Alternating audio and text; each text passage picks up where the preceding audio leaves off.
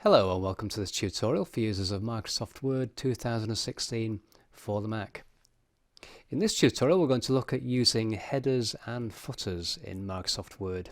And a header or footer is simply a small piece of information that appears at the top or bottom of the page, and that piece of information could be the document title, a chapter title, or a page number.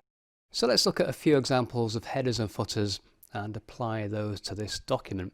First of all, I'm going to go to the View tab and select the Navigation pane.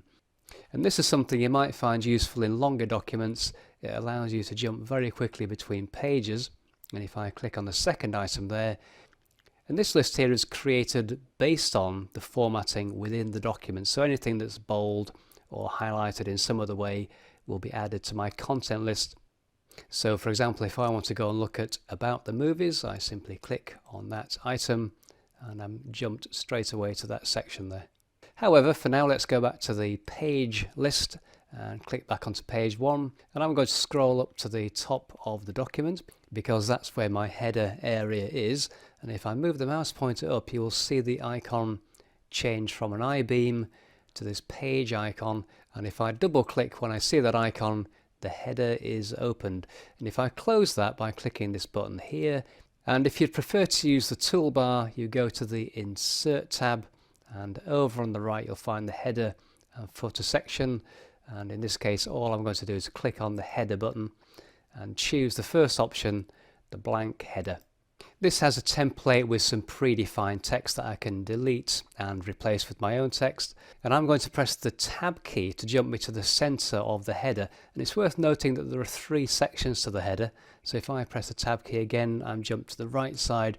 I can then use the arrow keys to move back to the center and then to the left again. I'll be using those 3 sections in this document, but first of all let's come back to the center section, and I'm going to type in my header, which is the name of the business.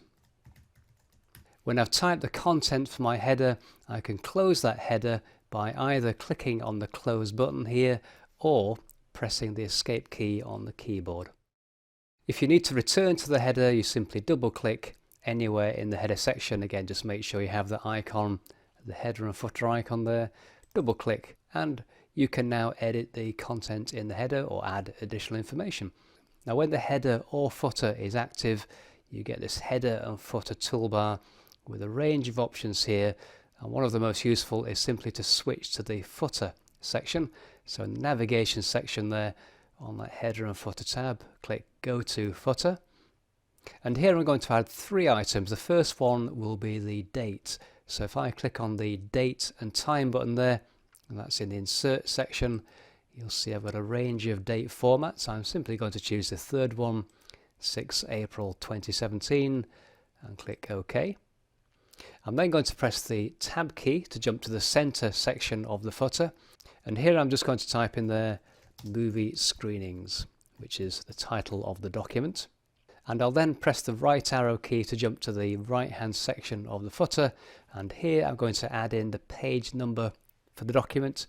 And to do that, click on the page number button, and you'll find that in the header and footer section on the header and footer tab. And if I click on the drop down arrow, the first option is page number, so I'll click on that, and the page numbers dialog appears.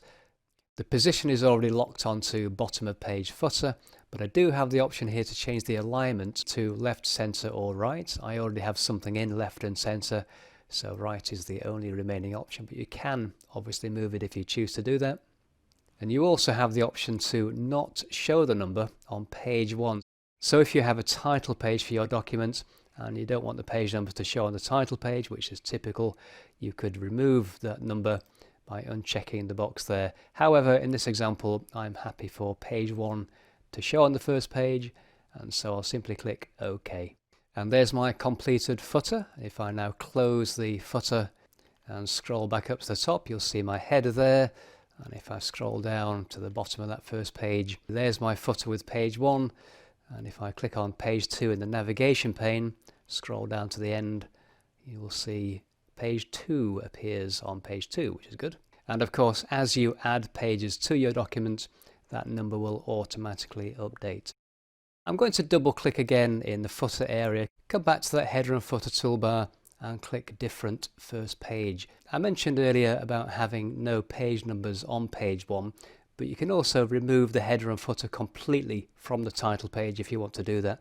So I'm going to select Different First Page, and if I scroll back up now to the top of the document, you'll see as I come to the footer section on the first page it's now blank, and if I continue to the top you'll see the header is also blank. So I now have the option of either creating a separate header or footer for my first page, or if it was a title page, a splash page for example, I could just leave it blank and allow the page numbering etc. to continue from page 2. Also note, by the way, that page 2 is numbered as page 2 here. If you would like the second page of the document to start with the number 1, you can also do that, and if I come back to the header and footer section again, on that header and footer tab there, click on the drop down menu and choose Format Page Numbers, and this time I'm going to click Start At and type in the number 0 instead of starting at 1, click OK, and if I just scroll down there you'll see my second page now starts with the number 1. So I'm going to press the Escape key to close the header and footer section, and that completes this look at using headers and footers in Microsoft Word. I hope you found a few things there useful and you can apply them to the documents that you're working on. But in the meantime, thank you for watching, and I'll see you next time.